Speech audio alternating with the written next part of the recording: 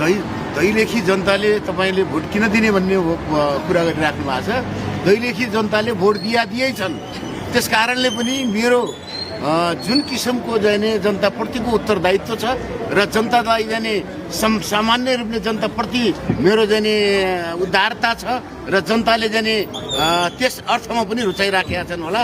2028 सालबाट अहिलेसम्म चुनाव जिताइ छन्। त्यस कारणले पनि दैलेखी जनताको मनपर्ने मान्छे भएर जिताएका होलान् भन्ने मलाई लाग्छ।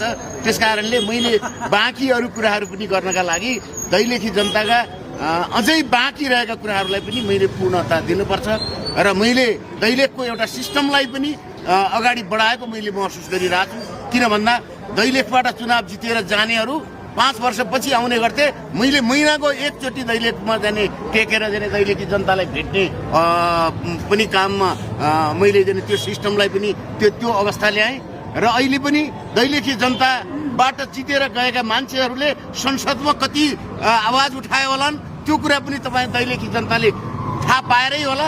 अमरबहादुर थापाका आवाजहरू सुन्नाले पनि आइरहन्छन्। साँच्चैकै बहादुर रहेछ भन्ने बनाएकै छन्। त्यस कारणले अहिलेसम्म पनि दैलेखी जनताको शिर निचो गर्न दिएको छैन। फेरि पनि दैलेखी जनतालाई शिर निचो गर्न नदिने र दैलेखी जनताका आवश्यकतालाई परिपूर्ति गर्न यो चुनाव अनिवार्य छ, आवश्यक छ।